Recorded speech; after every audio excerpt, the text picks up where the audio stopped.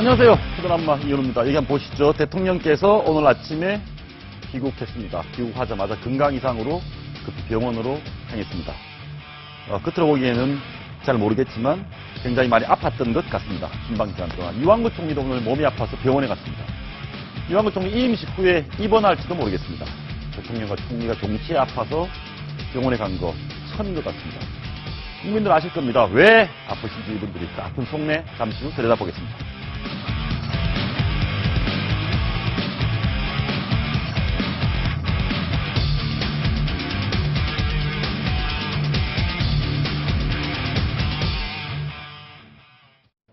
청와대 어떤 수석이 전화를 했어요. 한 대표께서 이번에 복권이 되실 것 같다고.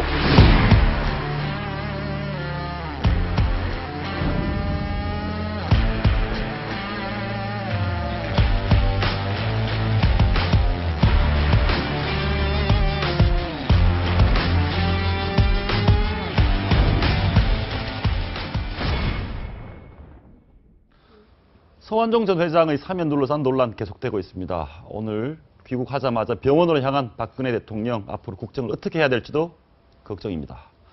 하나갑 한반도 평화재단 이사장 총재 모시고 어떻게 된 얘기인지 어떻게 해야 될지 얘기 들어보겠습니다. 어서 오십시오. 예, 안녕하십니까.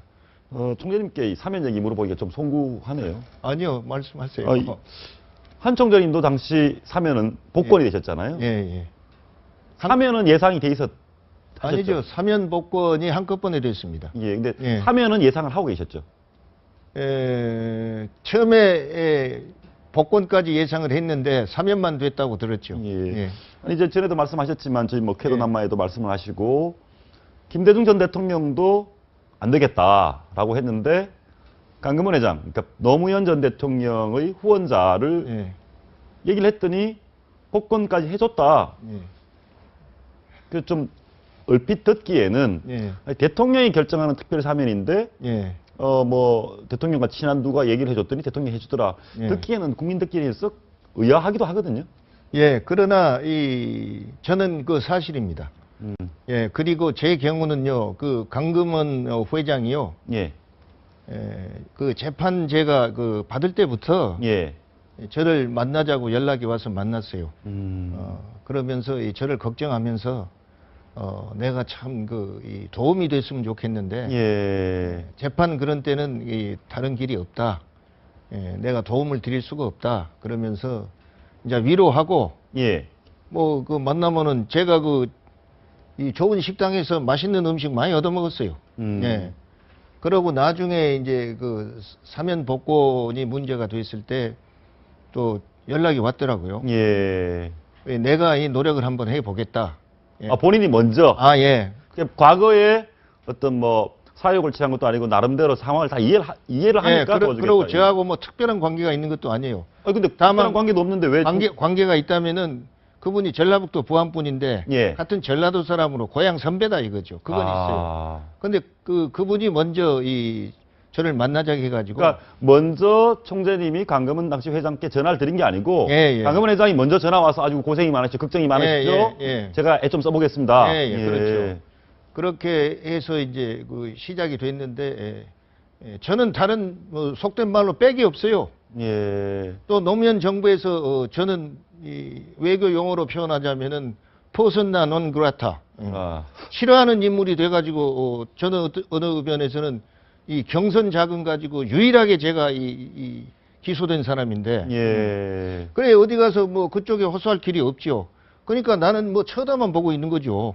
예, 해주나 안 해주나 뭐 해주란 말도 안 한 것이고. 그랬는데 예, 강금원 회장이 이제 그렇게 나서서 서둘러 주시면서 저한테 그러더라고요. 예, 나는 노무현 대통령 취임 이후 예. 단 일원도 이권운동 하나 해주라 해본 적 없습니다. 예. 음. 그리고 또 어려운 청탁도 해본 적 없습니다. 예. 예, 그래서 나는 노무현 대통령 옛날하고 똑같이 대통령이 돼도 나는 대합니다. 그러더라고요. 예. 예, 그러면서 자기가 돈 번 것은 노무현 정권 이전에 과거 정권 때 돈 번 것이지 이제 그걸 자꾸 강조하면서 자기가 노력을 해보겠다고. 아니 그러면은 아무도 어디가 얘기할 티도 없는데 그렇게 나오니까 나야라 뭐 하느님 같은 분 아니요? 고맙죠. 예, 솔직히 말해서. 근데 그러고 있을 수 없어서 제가 우리 김대중 대통령님한테 이번에 제 사면 복권 문제를 좀 노무현 대통령한테 얘기해 주십시오 그랬다고요. 예, 그랬더니 대통령께서 내가 지금 이 물러난 대통령이 무슨 영향력이 있겠나 그러나 내가 노무현 대통령 만나면 얘기하마 예, 그러셨어요.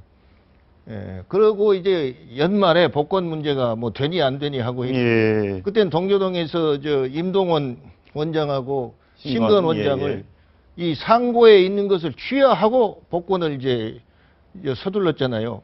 예, 그리고 그때 노무현 청와대하고 심부름한 사람은 박지원 의원입니다. 예, 그러니까 이 박지원 의원도 사면 복권이 달려 있는 거예요. 예. 근데 하나갑이가 끼어들 틈이 없죠. 그래 어쨌든 그런 상황인데 제가 29일 날 12월 29일 날 동교동을 들렸어요. 왜 들렸냐면 제가 중국을 가게 되니까 1월 1일 날 세배하러 못 와서 미리 세배 미리 세배 드리고 간다고. 갔더니 대통령께서 사면은 됐는데 복권이 안 됐다 간다 그러시더라고요.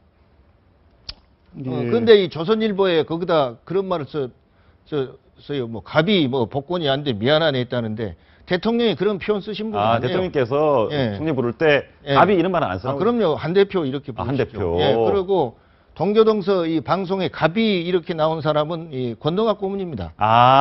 그래 한노갑이가 아니에요. 김대중 대통령께서 갑이라고 부르는 것은 권노갑 고문. 아니 방송에서 동교동하고 연관시켜서 예. 그때 삼김씨 음성 예. 흉내 내면서 그런 프로 있었잖아요. 예. 방송국에서 만든 용어인데 김대중 대통령도 권노갑 고문한테 꼭 이 권동지, 권 의원, 또는 권 실장 예. 이렇게 부르시지 뭐 갑이 이렇게 부르는 게 아닙니다. 알겠습니다. 역대 정부 사면을 잠시 한번 보려고 하는데요. 사면에 관한 얘기 조금만 더 해보겠습니다. 특징들이 좀 있는 것 같습니다. 노무현 정부 때 뭐 성완종 이번에 문제가 됐던 그 사람, 그 다음에 이석기 약간 공안사범이 좀 사면이 좀 됐고요. 그 얘기는 어떻게 되겠습니까? 김영삼 대통령과 김대중 대통령이 사이가 완전히 틀어진 게 김영삼 대통령 아들 현철 씨를 김대중 대통령이 사면해줬지 않습니까? 근데 왜? 예. 그 경위를 제가 조금 알아요. 예. 어느 날 제가 원내 총무하고 있을 때, 예. 박상천 법무부 장관이 국회를 와가지고 저를 보자고 그래요. 예. 그래 만났더니 대통령께서 김현철 씨 사면 복권 시키라고 지금 저한테 명령을 하셨는데. 김대중 대통령이 예. 김영삼 대통령 아들 현철 씨 사면해라, 복권해라. 예. 사면 복권을 시켜라. 이렇게 말씀을 하셨는데 어렵겠습니다. 그래요. 왜 그러냐 했더니 이 박상천 장관 말이 그래요. 내 처가가 부산인데 예. 부산서도 사면 복권 시켜놓으면 여론이 나쁩니다. 그러니까 나는 이 주무장관으로서 대통령이 말이죠. 이 취임 초기부터 여론 나빠진 일을 해서는 안 됩니다. 나는 이거 반대하랍니다. 그러더라고요. 법무장관이? 예. 그래가지고요. 그랬어요. 그런데 결국 그때 안 됐어요. 안 됐는데 그 후에 제가 김영삼 대통령 때 마지막 정무수석을 했던 조홍래 수석이 있습니다. 예. 조홍래 수석은 대학 때 우리 같은 친구로서 늘 여름이면 도시락 감고 그랬던 친구로서 저를 좀 만나자고 그래요. 그러면서 이 대통령이 약속을 안 지켰다. 김영삼 대통령하고 약속을 했는데. 김영삼 대통령, 김대중 대통령이? 약속을 했는데. 사면해 주로 현철 씨. 예. 김대중 대통령이 현철 씨 사면 복권에 대해서 약속을 안 지켰다. 그래서 지금 좋지 않게 생각한다. 그러면서 그 말까지 합니다. 딱 김대중 대통령이 당선 확정되니까. 예. 김영삼 대통령이 잘 됐지? 막 그러셨다는 거예요. 자기의 숙명의 라이벌이 대통령이 됐는데도 잘 됐지 사투리로 너무 좋아하면서 참 잘 된 거지. 잘 됐다고 말이요. 그렇게 참 속으로 대통령 되기를 바랬는데 약속한 것을 안 지켜가지고 이 YS 대통령께서 심기가 불편하다 그러더라고요. 잘 됐지가 우리 아들 사면 복권 되겠구나 이런 뜻 아닙니까? 아니죠. 자관 이 김영삼 대통령은 이회창 총리하고 말입니다. 총리 그만둘 때 그런 알력 때문에 김대중 대통령이 당선을 바랬다. 예, 그러니까 잘 됐다고 그런 거예요. 당선이 되니까. 그랬는데 이런 결과가 됐다. 그래서 알았다. 내가 이 대통령께 한번 여쭤본다고 제가 이제 청와대 면회 신청해가지고 가서 그 얘기를 했어요. 김영삼 대통령하고 주례 회동하실 때 취임 전에 청와대에서 그 약속을 하셨다 이거요. 그리고 김영삼 대통령이 먼저 현철씨 그 문제를 얘기했는데 그때 김대중 대통령께서 나도 자식을 키운 사람인데 예, 그 문제는 나한테 맡기시오. 내가 처리하겠소. 그랬다는 거예요. 이건 조홍래 수석의 예. 말이었어. 그래서 제가 그 얘기를 그대로 전했어요. 예. 그러니까 김대중 대통령이 그 말 맞다. 그러니까 김대중 대통령 내가 김영삼 대통령한테 현철 씨 사면시켜줄게 얘기했다. 네, 그래 했다 이거예요. 그렇군요. 부탁이 와서 내가 그렇게 약속했다. 그랬는데 법무부에서 그때 하락했는데 이래가지고 내가 강력하니 말이요. 여론이 나쁜다 해가지고 못했는데 이거 앞으로 하겠다 그러시더라고요.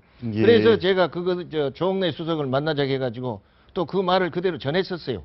예, 그런 일이 있습니다. 나중에 마지막으로 사면 관련해서 하나만 더 물어보겠습니다. 예. 지금 사면 문제가 되고 있습니다. 예. 뭐 이렇게 문제가 있는 사람도 마구 해준다. 예. 뭐 이런 얘기 너무 남용 아니냐는 얘기 있거든요. 예.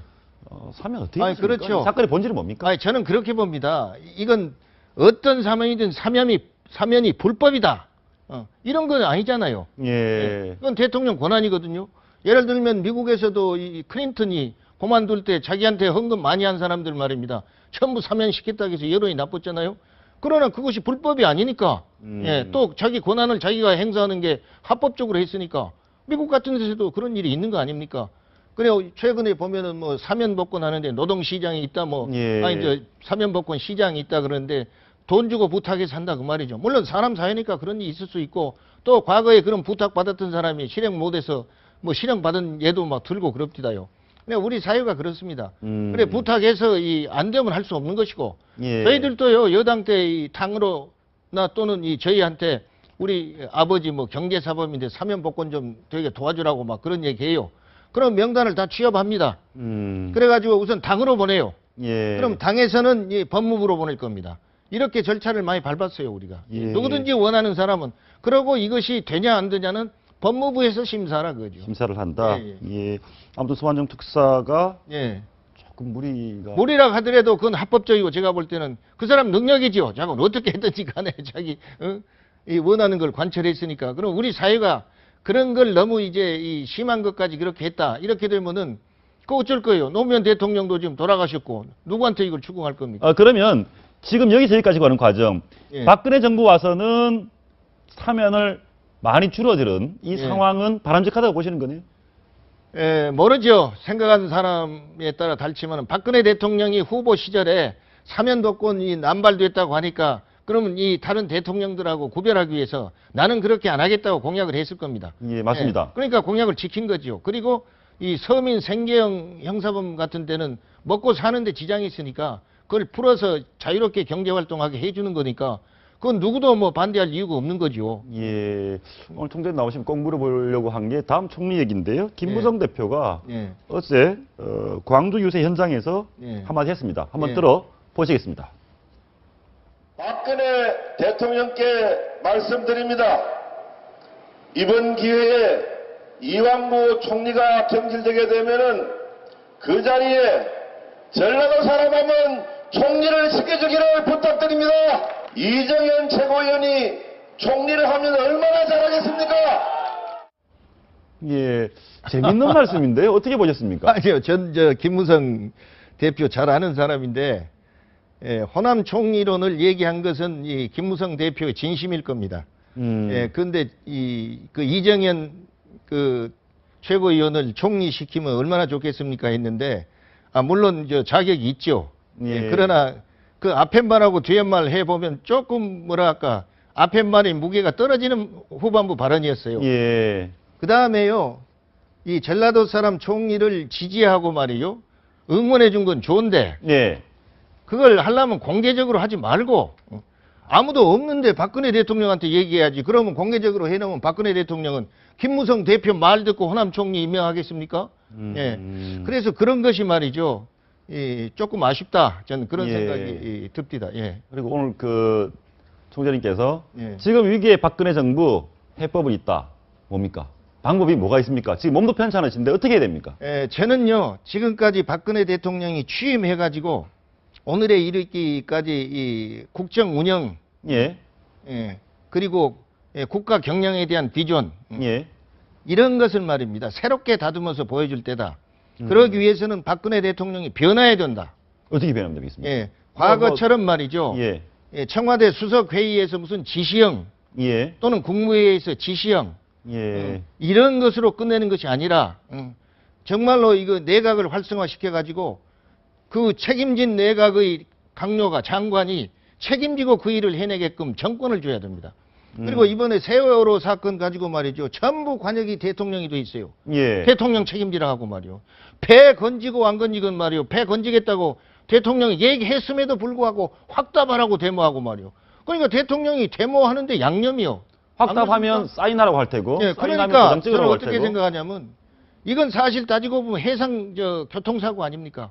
그럼 우리나라에서 또 세계적으로 1차적으로는 그 회사 책임인 것이고 그다음에 그 감독기관인 것이고 최종적으로는 해수부 장관이에요. 예. 그런데 해수부 장관이고 회사고는 없어요. 대통령만 나와 있어. 아. 예. 이렇게 되니까 이건 막말로 말입니다. 가정에서 부부 싸움 하다가 말이요. 화나면 대통령 이거 좀 해결하시오 하고 이렇게 데모할 판이요. 그러니까 정권을 이제는 줘라. 정권을 주고 말입니다. 책임질 사람이 책임져야죠. 그런데 미안하지만 강요들은 있는데 통일 문제고 무슨 문제고 그 강요 책임하에서 국민에게 설명하고 밀고 가고 말입니다. 국회를 예. 설득하고 여야 접촉시키고 막 이런 것이 없어요. 예, 알겠습니다. 근데 세월호고 해상교통사고라는 측면은 좀 인재에 의한 참사의 성격이 있기 때문에 예. 그 유가족들이 섭섭해할지도 모르겠습니다. 아 물론 그렇지만 이건 사실 아닙니까? 예. 예. 그리고 마지막으로 그거 하나 물어보겠습니다. 호남 총리 얘기할 때마다 한 총장님 이름이 거론되는데 이름이 거론되면 기분이 좋으세요? 아닌가요? 저는요 오히려 그렇게 됨으로써 말입니다. 뭐라 할까 약방의 감초처럼 말이요. 예. 그건 자꾸 신용이 떨어져요. 감초는 몸에 좋은 예. 겁니다. 아니 예. 그러고 이 박근혜 대통령의 스타일은 이게 떠들면은요 안 되더라고요. 아, 예. 내가 그걸 그렇군요. 바래서 한 얘기가 아니에요. 그렇기 때문에 그냥 양념으로 호남이니까 하나 집어넣은 거지. 예. 이 사람이 총리 된다고 해서 집어넣은 건 아닌 겁니다. 그러니까 가만 놔두면 될 걸 괜히 말이요 떠들어가지고 불이익을 줄 수도 있는 거예요. 예. 만약에 뭐 시켜주면 하시겠죠? 아이고 그런 말을 제가 어떻게 합니까? 알겠습니다. 오늘 말씀 여기까지 듣고 예. 예, 다시 한번 다음에 듣겠습니다. 고맙습니다. 예.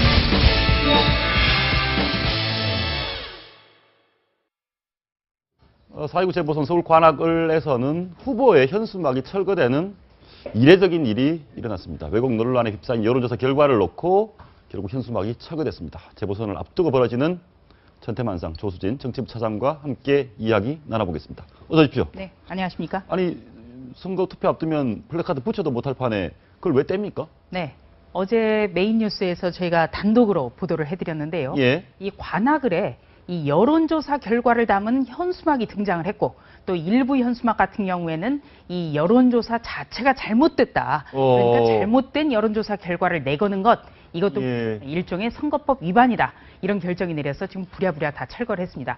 지금 보고 계시는 영상은요. 어제 오후에 채널A가 촬영을 한 거기 때문에 지금 붙어 있는 거고 장소는 이 가장 대표적인 재래시장인 삼성시장의 입구입니다. 예. 네, 바로 문제가 되고 있는 플래카드가 바로 가장 위에 있는 새정치민주연합의 정태호 후보 플래카드인데 지금 철거되는 모습이죠. 예. 아니 왜 저분 것만 뗍니까?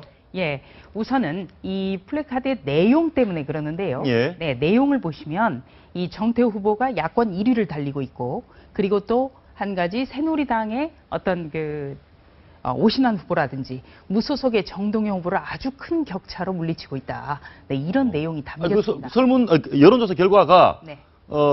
그렇게 나왔으면 그렇게 붙이는 게 잘못입니까? 네, 우선은요 선거관리위원회에서는 이 잘못된 여론조사 내용을 실는 게 문제가 없느냐 그랬더니 이 내용을 검증하진 않는다. 네, 이렇게 답변이 돌아왔습니다.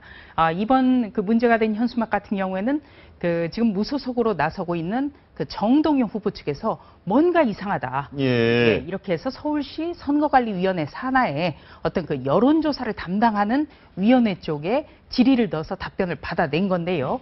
예. 지금 보시면 이 정태호 새정치민주연합 후보 같은 경우에 36.7%로 돼 있고, 예. 그리고 나서 0.1% 포인트 차로 이 새누리당의 오신환 후보를 앞서고 있다라는 예, 것을 예. 이 오차범위 내인데도 부등호 표시를 하면서 이기고 있다는 식으로 됐고, 또 한 가지 가장 큰 문제는 이 여론조사 내용과 결과 자체를 신뢰하기 어렵다는 것이 바로 여론조사 뭐 질문하고 이렇게 만드는 결과를 도출하는 방법이 뭔가 좀 석연치 않군요. 네, 잘못됐다라는 게 예. 이제 서울시 선관위의 그 입장입니다. 그러면 그래서 부랴부랴 철거를 하게 된 거죠. 정동영 후보 측에서 얘기한 정태 후보 측 저 이상하다 내용이 그 말이 맞았네요. 이상한 게.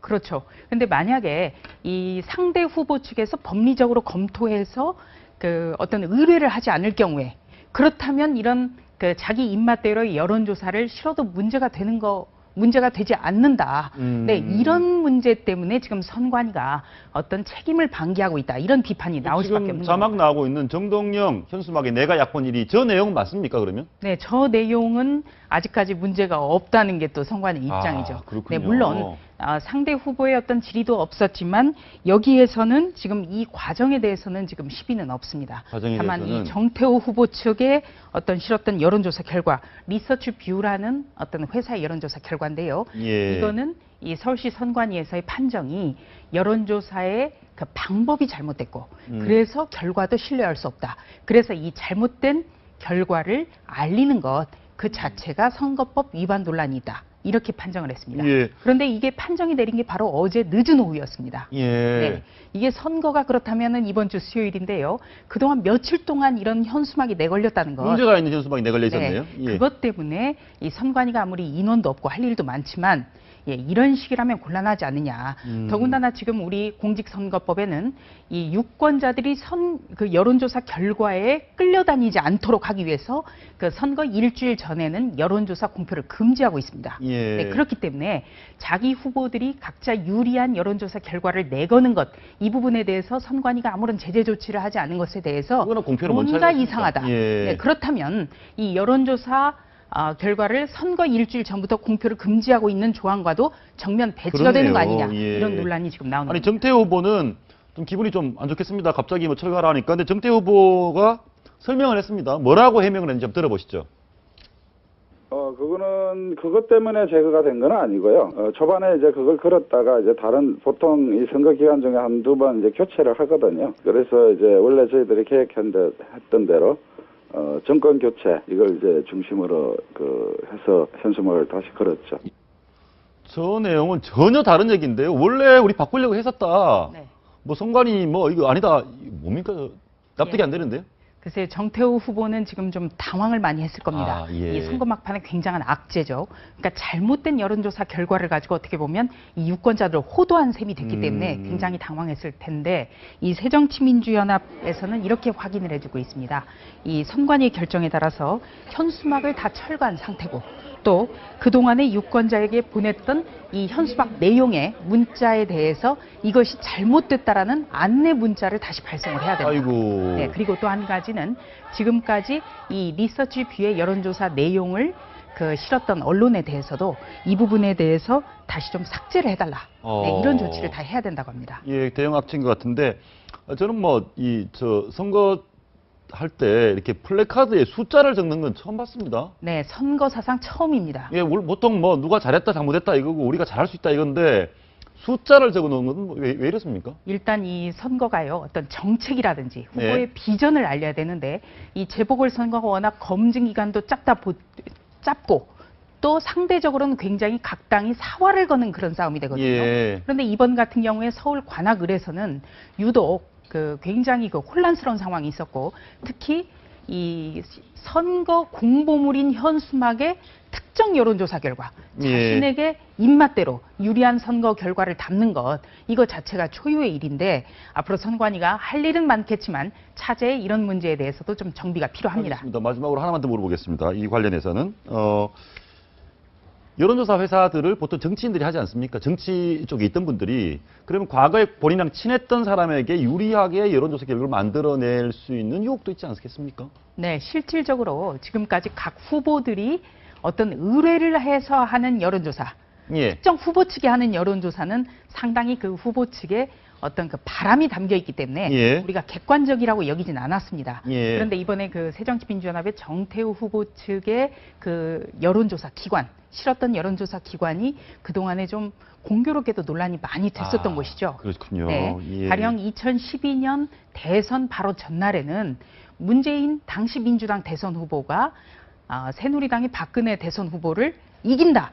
이런 결과를 내놔서 또 언론의 지적을 받았기도 했고. 그분이 이번에 정태호 여론조사를 네. 했던 거군요. 그리고 또 한 번은 이 2010년 서울시장 선거를 앞두고 2010년 4월에 어떤 결과가 나왔느냐. 바로 당시에 한나라당 오세훈 서울시장에 맞서서 민주당의 한명숙 후보가 나선다면 이길 수 있다.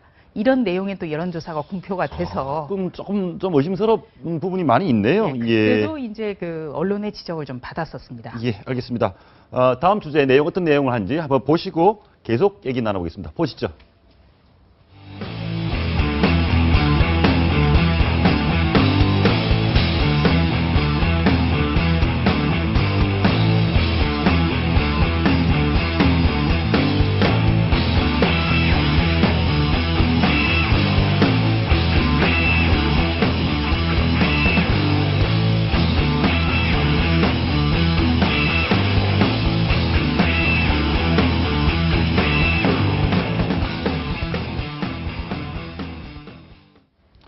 노무현 전 대통령이 성완종 회장을 특별 사면 대상자로 직접 낙점했다는 정황이 채널A 단독으로 포착됐습니다.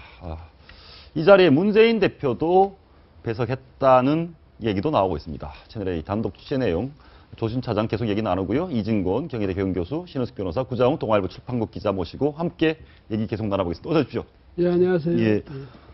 지금 핵심 내용 기본 개요를 좀 들어봐야 될 것 같은데 그 전에 대통령 병원 가셨죠? 네, 그렇습니다. 대통령 어떠십니까 지금? 네, 지금 오늘 민경욱 대변인이 브리핑을 했는데요. 지금 굉장히 고열, 복통, 또 급성 인후염 여러 가지 증세가 겹쳐서 오늘 공식 일정을 할 수가 없다.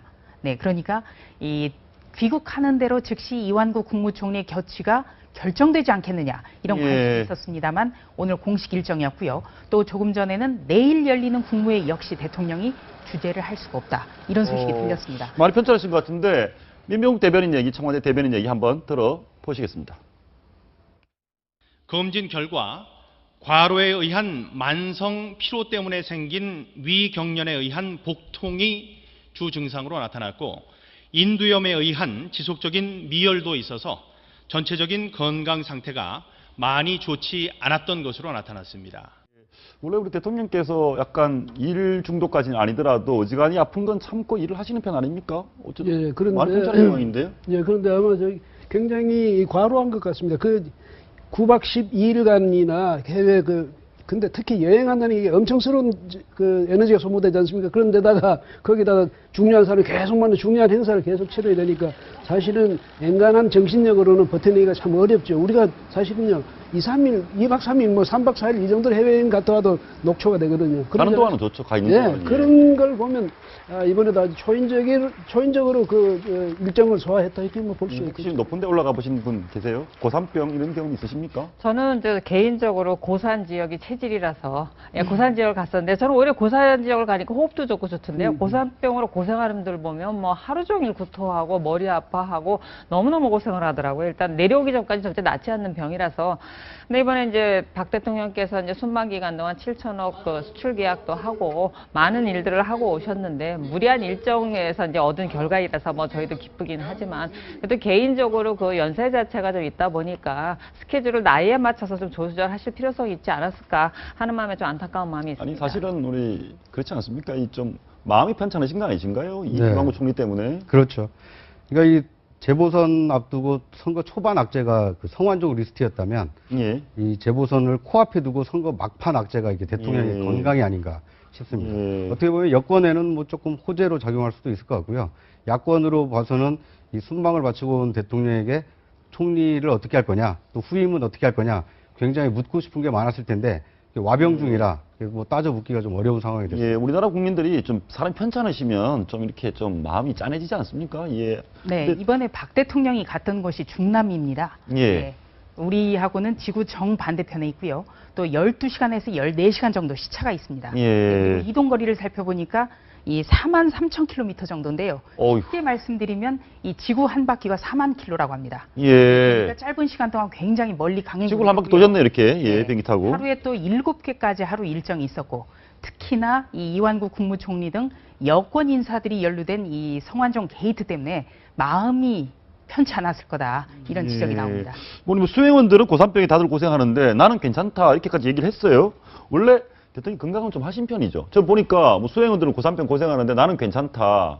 목만 좀 안 좋다 그랬는데. 네, 이게 콜롬비아 동포 간다는데 콜롬비아가 굉장히 고산 지역에 있습니다. 예. 네, 그래서 그때 이 수행원들이 굉장히 고통을 호소를 했고요. 예. 이때 이제 대통령이 이 목감기가 있다라는 어떤 그 신호를 보내는 거죠. 그렇게 해서 계속 링거도 맞고 굉장히 고군분투했다고 하는데, 이 안종범 경제수석 같은 경우에는 이 순방 자체가 원래 경제 성과를 제시하는 그런 형태이기 때문에 굉장히 그 구강 질환이 심하게 나타나서 이게 밥을 제대로 먹지를 못했다고 합니다. 예. 그리고 의전 비서관 같은 경우에도 고산병 때문에 굉장히 고통스러워했고요. 예. 민경 청와대 대변인 같은 경우에도 어떤 그 뭐 치통이라든지 또 예. 각종 그 굉장히 고통스러워해서 본인 스스로가 각성제를 먹고 일했다, 이렇게까지 고백을 예, 합니다. 알겠습니다. 얼마나 지금 심각한 상황인지, 얼마나 근거가 어떠신지 전문의 전화 연결해서 말씀 나눠보겠습니다. 오한진 원장님 나와 계십니까? 네, 안녕하세요. 예. 제가 보니까 고산병, 위경련, 네. 인두염, 병이 여러 가지가 대통령에 겹쳐 있는데 네. 보시기에 어떤 상황이십니까? 우선은 이제 그 남미 4개국을 다니시면서 고산지대를 다니셨어요. 약 5,000m 이상 되는 안내 300 옆에 근처를 다니시다 보니까 이 고지대로 올라가면 산소 농도가 떨어지면서 산소 결핍 증상이 나타나는데, 이게 이제 저산소증, 고산병입니다. 예. 이렇게 되면 처음에는 두통이나 숨이 답답한 증상으로 시작이 되고, 조금 시간이 지나면 식욕이 떨어지고 구역감이 들고 구토도 할 수 있고, 예. 또 힘이 빠지는 권태감이나 잠을 못 자는 수면장애도 발생할 수가 있습니다. 예. 이게 물론 이제 그 고산지대에 의한 것도 있지만, 또 일정이 너무 과도한다거나 예. 또 국내 정치 상황도 복잡하고 뭐 이런 것들이 겹치다 보면 육체적인 스트레스에 겹쳐서 정신적인 스트레스도 일어날 수가 있고, 예. 이렇게 되면 또 위경련이 합쳐져서 나타날 수가 있습니다. 물론 뭐 음식 관련해서도 나타날 수가 있겠지만요. 예. 근데 의료진들 이런- 얘기는 네. 절대 안정이 하루 이틀 정도 필요하다. 네. 그럼 저희는 뭐 절대 안정이 필요하다고 하니까 약간 걱정이 되는데, 매우 심각한 상황으로 볼 수 있나요? 절대 안정이 필요합니까?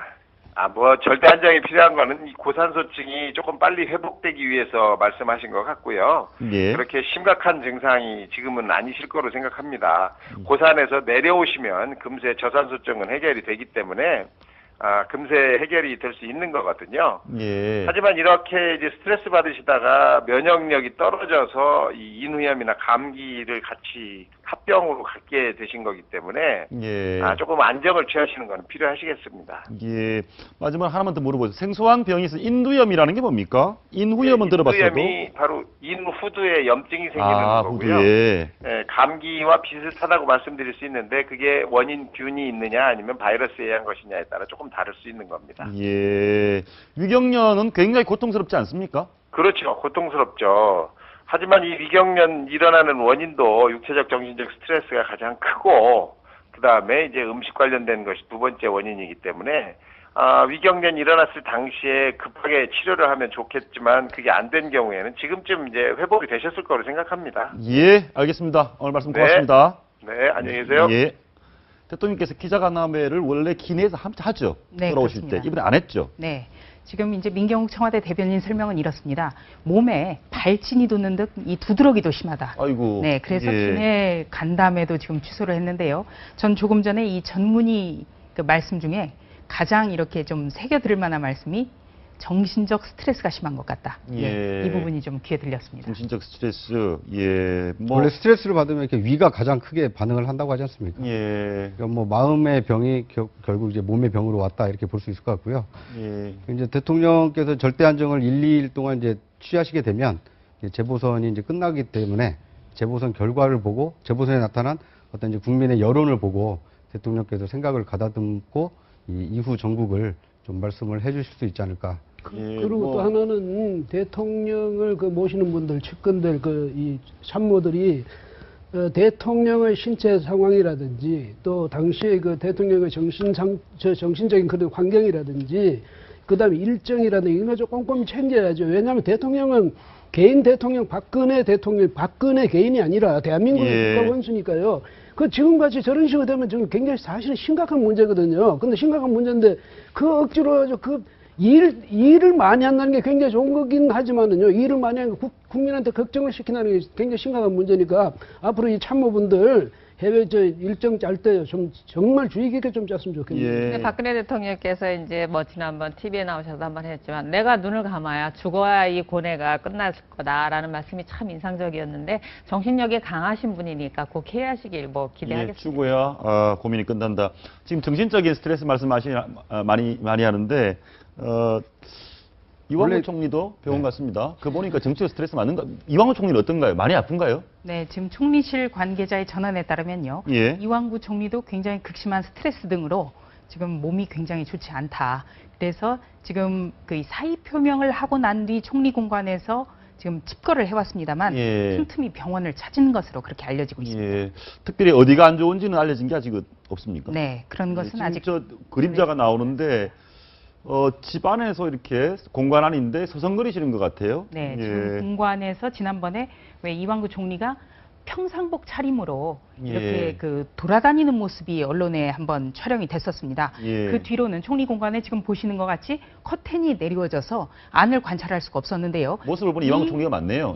어젯밤 이 모습인데 바로 이 불을 켜놓으니까 이 지금 실루엣이라고 하죠. 이 모습이 지금 드러나고 있습니다. 근데 저 이제 걱정인 게 이제 이완구 총리가 뭐 꼼수를 부리는 거 아니냐, 수사에 앞두고 이런 말씀도 있긴 하지만 사실 그 암 투병 중이지 않습니까?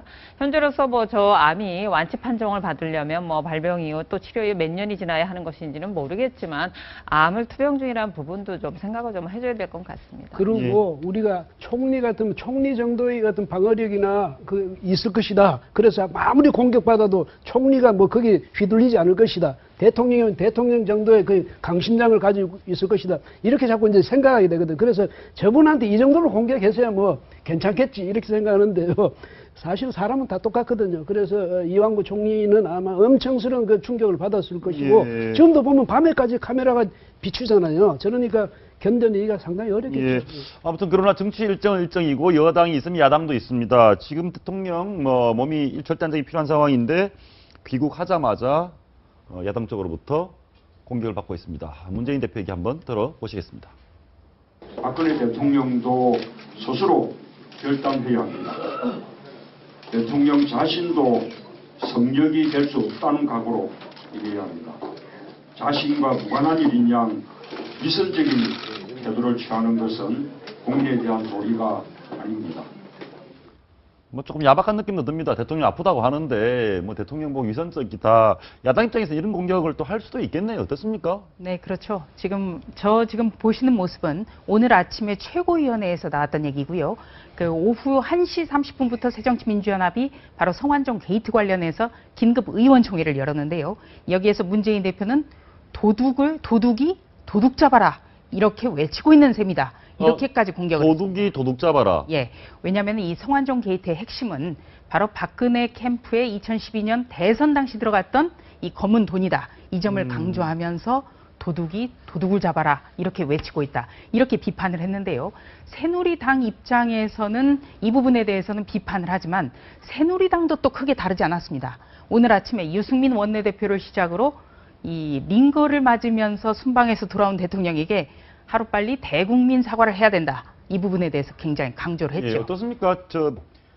야당이나 여권 내에서 공격하지 않아도 대통령께서 사과하실 마음 준비를 하고 있지 않았을까요? 그러니까 대통령은요, 아마 최소한 왜냐하면 옛날부터 자신이 직접 잘못한 일이 아니라도 부덕의 소시란 말은 다 하게 되거든요. 그래서 아마 그 정도 준비는 다 하셨을 것 같고, 문제는 지금 여나 야나 29일 그 보궐선거 앞두고 그건 네 군데 선거 그걸 가지고 물론 정치적 의미는 큽니다만은 그걸 가지고 지금 사생결단하듯 저렇게 하는 것 아닙니까? 대통령도 몰아붙이고 그럼 문재인 대표가 그렇게 말씀하시면 문재인 대표도 바로 또 그 대선 자금의 당사자 중에 한 사람이죠. 왜냐하면 이름이 거론 안 됐다 뿐이지 옛날에 노무현 전 대통령과 이회창 전 대통령 보면 참 이회창 전 후보 때 보면 차떼기 정당이냐 아니냐 차이는 있었지만은 적어도 10분의 1은 넘었단 말이죠. 그런 점에서 볼 때 성완종 씨가 저 새누리당에만 주고 저쪽엔 새정치연합을 하나도 안, 그때 민주당에는 하나도 안 줬다. 이거는 우리 상식적으로 생각하기 어려우니까 그때는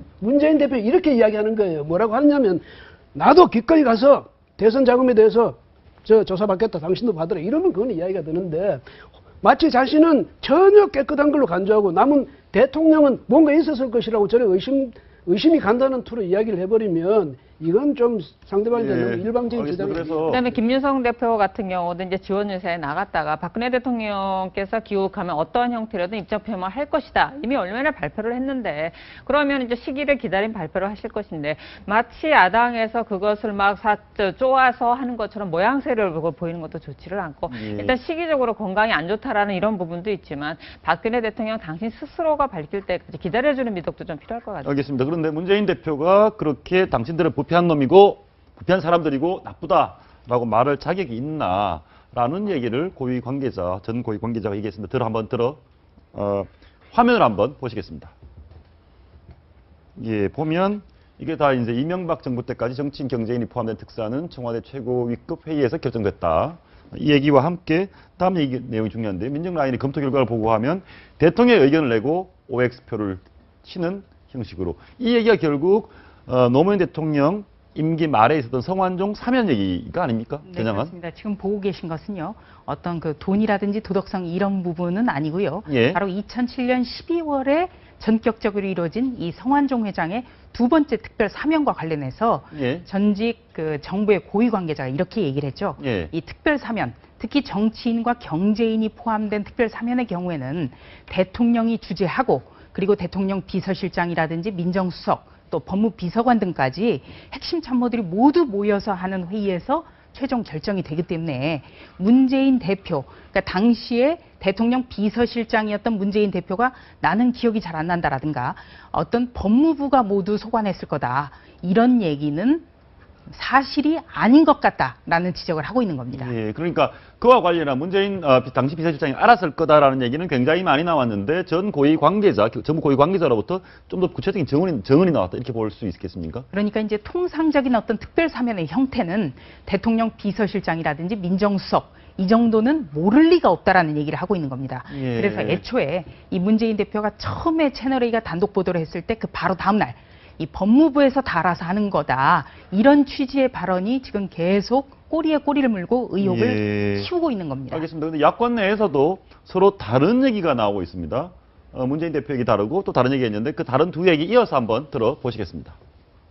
그 회동 자리에서 성완종 회장의 이렇게 사면이 논의된 적이 없습니다. 사면 며칠 전인 12월 28일 노무현 전 대통령과 이명박 당선인 간 면담의 이야기 역시 주목해야 된다고 생각합니다. 저 얘기 얼핏 보면 좀 다른 얘기 같습니다. 그 28일 회동에서 이명박 당선인 노무현 대통령이 뭔가 회의를 하고 바로 직후에 성완종 회장이 특별사면에 들어갔다는 얘기 아닙니까? 네. 그런데 왜 기억이 없다고 그러시네요, 문재인 대표는. 제가 조금 부연 설명을 해드리면요. 바로 2007년 12월 28일 오후에 노무현 당시 대통령이 74명으로 이루어진 특별사면 명단을 1차적으로 제거를 합니다. 74명. 예. 이게 바로 12월 28일 오후 상황이었고요. 그리고 공교롭게 그날 밤에는 대통령 당선인 신분이었던 이명박 전 대통령을 만찬을 합니다. 그리고 나서 바로 다음 날에 노무현 정부의 청와대에서는 법무부에 성완종 회장을 늘려서 75명으로 특별사면 명단을 좀 늘려줬으면 좋겠다라고 하죠. 한 명만 늘어났고 더군다나 이 한 명을 늘려라 지시를 한 게 하여튼 이상하게도 이 12월 28일 만찬 회동 이후였다는 겁니다. 그래서 이 12월 28일 만찬 회동에서 혹시 성완종 회장의 특사 문제가 논의되지 않았느냐 이런 점이 좀 증폭되는데요. 여기에 대해서 그 자리에 배석했던 문재인 당시 대통령 비서실장이죠. 문재인 대표 같은 경우에는 그런 사면이 논의된 적이 없다라고 얘기를 하고 있고 그 2007년 12월 20일까지 민정수석이었던 전해철 의원의 경우에는 아마 논의될 수가 있었을 것이다라는 어떤 그런 취지의 발언을 하고 있습니다. 예, 그러면 두 분 말이 좀 엇갈리긴 하는데 아무튼 74명에서 하루 사이에 75명이 됐습니다. 그 74명 안에는 성완종 회장이 없었습니까? 74명 명단에는 성 회장은 없었습니다. 그러면 뭐 어떻습니까? 정황상으로 보면 그렇게 추측이 되네요. 의심을 충분히 할 만한 정황이고요. 예. 그러니까 이 성완종 리스트가 처음 공개됐을 때만 하더라도 현 여권 실세 인사들의 명단만 있었기 때문에 예. 여권에게 좀 악재가 될 것이다 이렇게 이제 전망이 많았는데, 그런데 이 두 번의 특별 사면으로 논점이 올라가면서 참여정부도 성완종 회장과 좀 관련이 있는 거 아니냐 이런 의구심을 자아냈고요. 예. 더더군다나 두 번째 사면할 때는 이명박 당선인과 노무현 대통령 당시 대통령이 만난 이후에 명단이 올라갔기 때문에 MB 정부도 또는 이명박 대통령도 좀 관련이 있는 거 아니냐. 예. 그러니까 성완종 리스트가 예. 친박 중심에서 그 참여정부로 또는 이 MB 정부까지 지금 확산이 된 측면이 예. 있습니다. 방금 전에 속보입니다. 박근혜 대통령이 이완구 총리 사의를 수용했습니다. 우리가 예상됐던 바긴 한데 오늘 6시 10분에 퇴임식을 합니다. 퇴임식 대통령은 원래 가지 않는 것일 테고, 그렇습니다. 이완구 총리는 퇴임식 이후에 병원에 입원하실지도 모르겠네요. 원래 오늘 몸이 편찮으시면 내일 수리를 해도 되는 거 아닙니까? 굳이 오늘 급하게 할 이유가 있나요? 그런데 이제 어제 저녁부터 청와대에서 나온 예상은요, 오늘 대통령이 수석비서관 회의를 주재하든 아니면 화요일 국무회의를 주재하든 그것과는 무관하게 월요일 중으로는 이완구 총리의 사의를 수리할 거다. 왜냐하면은 당장 수요일이 재보궐 선거기 때문에 뭔가 대통령이 전격적으로 즉시 수용한다는 모양새를 갖춰야 된다. 그래서 어떤 대통령의 언급에 대해서도 홍보수석실에서 어떤 내용을 담을지 지금 검토에 들어갔는데요. 다만 대통령의 그 언급은 지금 나오지 않고 있습니다. 대통령이 아프기 때문이죠. 그런데 이왕 어차피 이제 그 사의를 수용하기로 이미 정해져 있었지 않습니까? 그럼 예. 한 시간이라도 빨리 하는 게 낫지. 그걸 질질 미뤄가지고 보궐선거 오히려 마이너스 요인 만드는 것보다는, 그렇다면 이건 뭐 정해진 순서에 이렇게 볼 수 있겠죠. 아무튼 비극적인 한 스토리가. 몸은 아프지만 이렇게 하실 일은 하고 계신 겁니다. 예, 알겠습니다. 아까 얘기로 돌아가서 아무튼 그 짧게 김무성 대표 얘기 지금 그 당시의 특별 사면 논란과 관련해서 얘기 하나만 들어보고 이 얘기는 마무리하도록 하겠습니다. 보시죠. 그 당시 비서실장이 문재인 대표 아닙니까? 이 비밀은 노무현 대통령과 문재인 당시 비서실장밖에 모르지 않겠습니까, 여러분? 예, 뭐 문재인 대표를 공격하는 얘기인데 선거 유세장에서 다소 선동적으로 말씀을 하시는데, 저 얘기가 평범한 국민들에게 좀 어필되는, 그러니까 이해가 되는, 납득이 되는 부분도 있습니다. 근데 저는 이런 사면 특사 부분이 정치적으로 이제 각자 당의 자기들 계산 속에 의해서 이용되는 부분이 참 안타깝게 생각하고요. 국민의 한 사람으로서 저희는 길 가다가 이게 신호만 위반을 해도 벌금을 물어야 되는 처지에 있는데, 이 사람들은 엄청난 죄를 저지르고도 집행유예로 들어가지도 않는 데다가 거기에 대해서 특사까지 이어지는, 그럼 저희들 국민들은 정말 그게 궁금한 거예요. 어느 사람한테 얼마를 주고 로비를 하면 저희도 특사를 받고 안 들어갈 수 있는 건가요? 필요하신가요, 특사? 그러니까요. 아니요, 아직은 없습니다. 네, 피해복권 지역에 왜 정치인들이 있는지 이런 부분들이 국민으로서 굉장히 마음이 상하는 거죠. 예, 알겠습니다. 지금 야당과 여당의 공방 속에 숨어 있다가 최근에 좀 부각된 얘기가 하나 있습니다. 새누리당의 송광호 의원이죠? 네. 예, 의원인데 6,500만 원 받은 혐의로 판결이 유죄로 판결도 나기 전에 법정 구속이 됐습니다. 당원권도 정지가 되고. 그런데 한명숙 전 총재죠. 9억을 받았고, 전 총리. 그리고 1심, 2심 판결까지 유죄가 판결이 났는데 의정활동 중이다. 이 부분 국민들의 일반 보기엔 좀 의아하거든요. 의아하죠. 그러니까 일단 이 얘기가 나온 게 그겁니다. 새정치민주연합에서 새누리당 보고 김무성 대표 쪽으로 향해서 당신들은 부정부패한 집단이다라고 하니까, 그러는 새정치는 뭐 깨끗하세요? 라면서 이런 얘기가 부각되고 있고. 근데 참 이 부분이 참 아이러니한 게, 한명숙 전 총리가 무죄다만 우리 사람들은 기억을 하고 있는 거예요. 뇌물수수 부분에서 무죄니까. 그런 다음에 변호인하고 언니 동생처럼 웃으면서 팔짱 끼고 나온 장면만 기억을 하고 있다는 거죠. 굉장히 부적절한 장면이라고 지탄을 많이 받았는데, 정치자금법에 있어서 2심까지 유죄입니다. 근데 현재 대법원 판결 상고 올라가서 그게 결정이 안 나고 있습니다. 그러면 대법원에서 왜 결정이 안 나고 있나요? 대법관이 머릿수가 모자랍니다. 지금 인원을 다 채우지를 못했어요.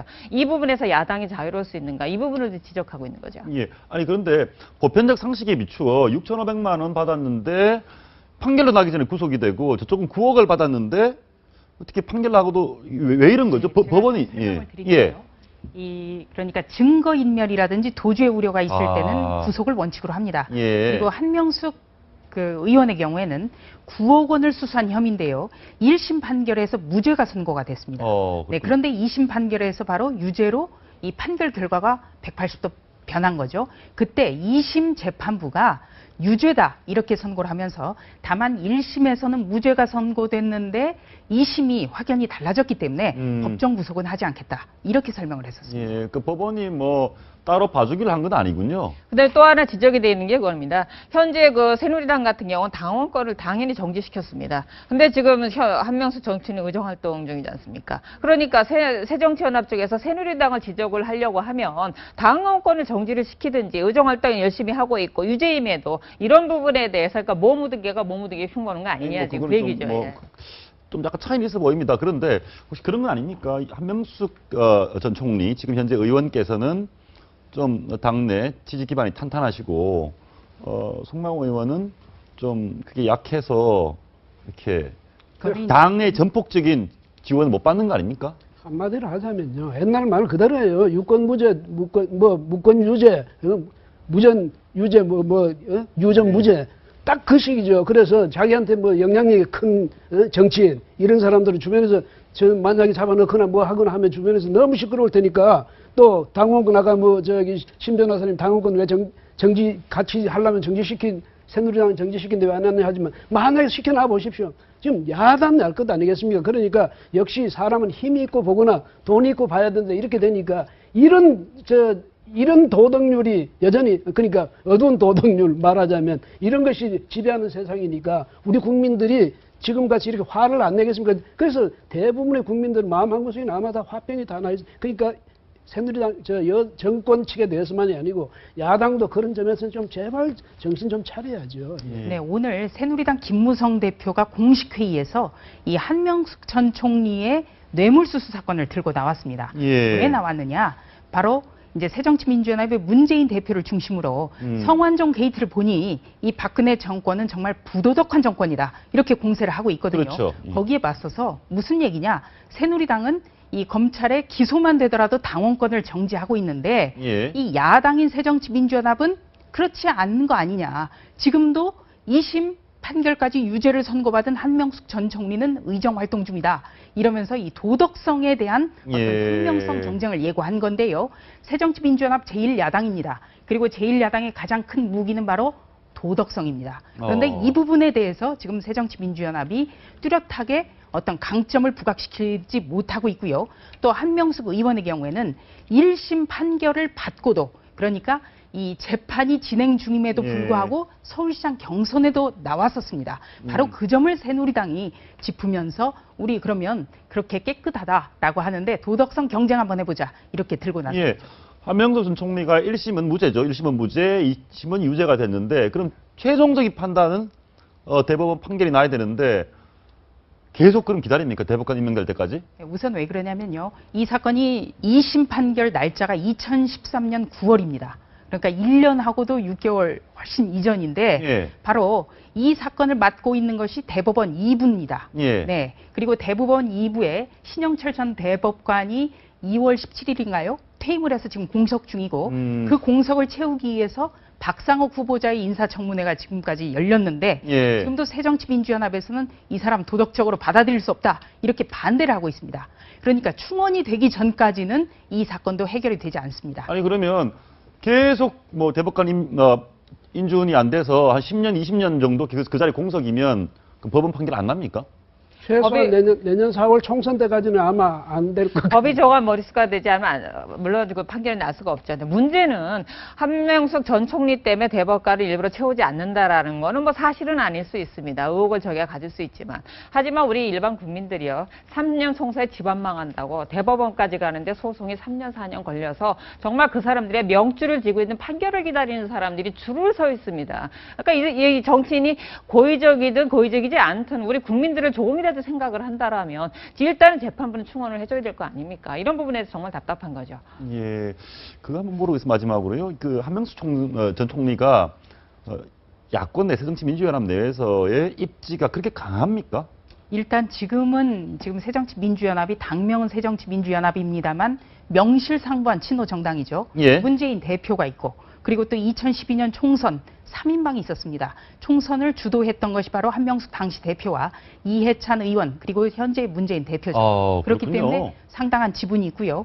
신은숙 변호사님도 얘기를 하셨습니다만 이 박상욱 대법관 후보자 인사청문회 국민들도 다 보셨습니다. 그런데 여기에서 당시 박종철 고문치사 사건 때 참여했던 고문 경찰관들이 검사들 수사 참 열심히 했다. 이런 증언까지 했죠. 그럼에도 불구하고 새정치민주연합은 도저히 받아들일 수가 없다. 인사청문회를 다시 해야 된다. 이렇게 주장하고 있습니다. 그렇기 때문에 공교롭게도 이 한명숙 전 총리를 구하기 위해서 일부러 지연 전략을 펴는 게 아니냐. 이런 의구심을 우리는 가질 수밖에 없는 겁니다. 예, 알겠습니다. 지연 전략 의혹을 해소하려면 빨리 대법관 어떻게든 결론이 났으면 좋겠습니다. 오늘 말씀 고맙습니다. 예, 고맙습니다. 박근혜 대통령 빨리 쾌차하셔서 산적한 현안 해결해 주셨으면 좋겠습니다. 시청해주신 여러분 고맙습니다.